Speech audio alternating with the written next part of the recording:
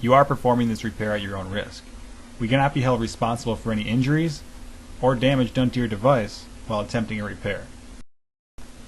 For this repair, we'll be using a suction cup to remove the front assembly, a couple bottle caps for keeping screws organized, a flathead and Phillips screwdriver, in addition to a case opener tool, and then of course our replacement battery. At this point we can set everything aside except for our small Phillips screwdriver, and we're going to use this to remove two small Phillips screws on opposite sides of the sync port as shown here.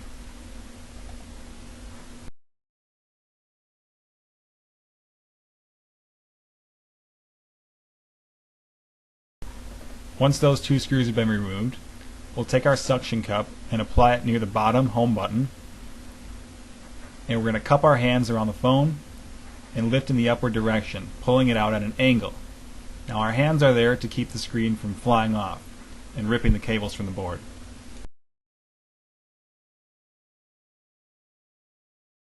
Now before we can remove the front assembly, we have three cables to undo.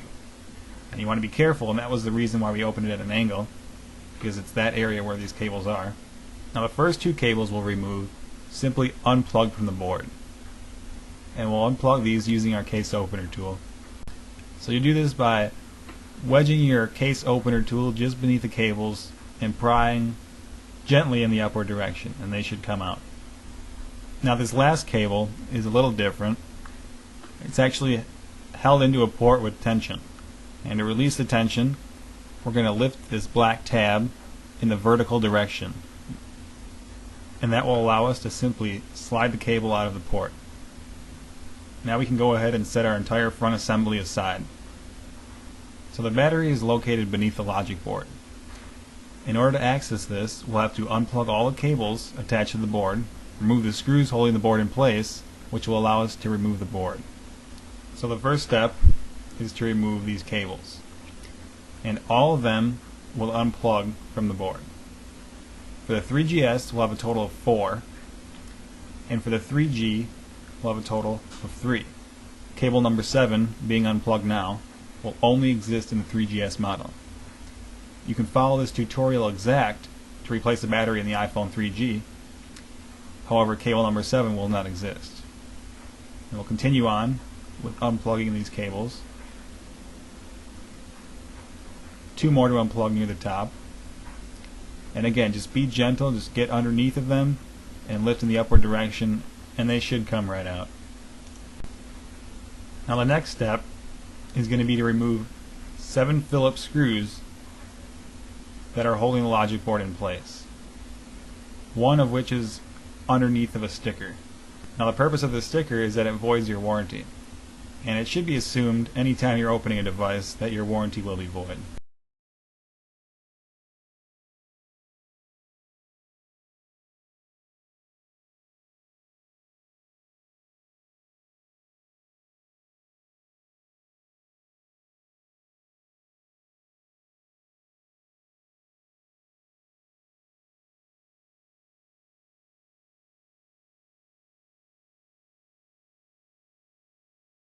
After removing the final screw, our next step will be to remove 1 Phillips screw holding the camera in place, which is located in the upper right of the device. There is also a small piece of metal that will come out with this screw, and the purpose of that piece of metal is to hold the camera in place. With that screw removed, we want to take our case opener tool and gently wedge upwards to remove the camera from its port. Now we just have to remove the logic board, and when doing so, you want to be careful that this metal ground pin does not tear the cable which only exists in the 3GS model. If you're working on a 3G, you don't have to worry about this. One final step before we can remove the board is that the SIM tray will have to be removed.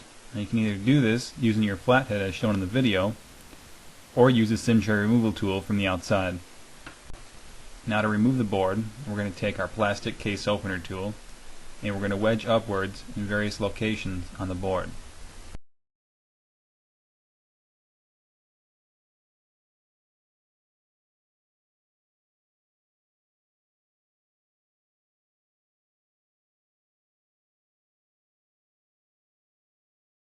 Now that we've removed the board, it's a good idea to put it inside of a static shield bag while we're replacing the battery, and this will reduce the risk of any damage being done to the board.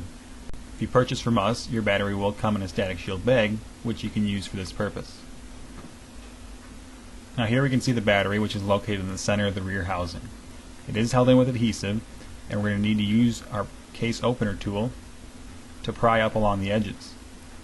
Now if you have a heat gun or a hair dryer available, this will help soften the adhesive and make removing the battery much easier.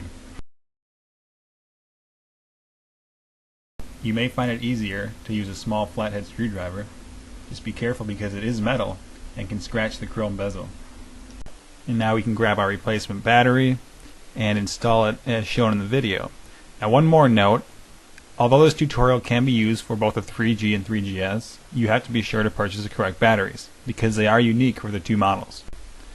And once we've secured that battery in place, we're ready to reassemble the iPhone, and we're going to start by putting the logic board back in place, and we'll do that exactly the opposite of how we took it out. A couple things that should be noted when installing the logic board. Be gentle, don't force anything. Once you have it in the right positions, it will slip into its place. Make sure the cables are above the logic board and they don't get tucked underneath. The 4 cables in the case of the 3GS model that you'll need to plug in, 3 in the case of the 3G.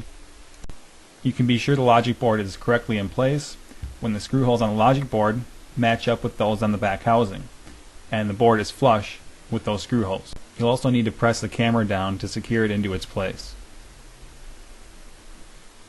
Next, we'll go ahead and plug the cables back into the logic board. Now if you're working on a 3GS, you want to wait to plug in the final cable, cable number 7, because there is one screw that's hidden beneath the cable that will have to be inserted.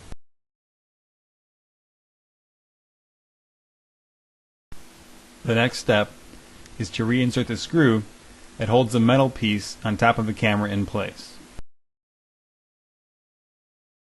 And it should be pretty self-explanatory how that metal piece is oriented on top of the camera.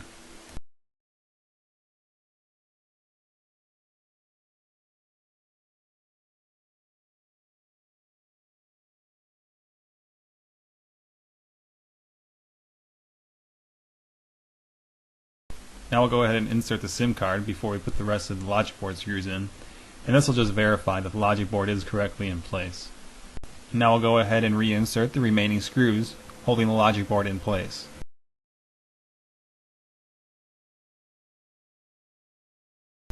And the final step is to reinstall the front assembly. Again, there are 3 cables, and this time they'll go in the opposite as they came out. So first cable 3, followed by cable 2, and then 1.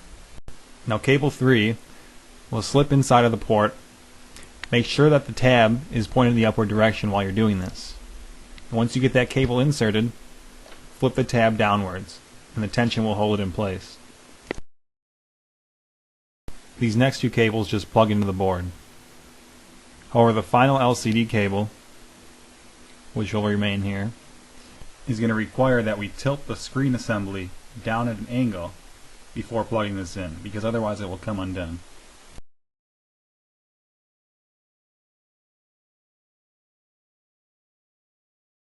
Now this last cable can be tough since we're unable to see it, but once we get it in the right place it should plug right in. When closing the screen, first make sure the top is flush before pressing down on the bottom. And for our final step, we'll install the 2 Phillips screws located on opposite sides of the sync port.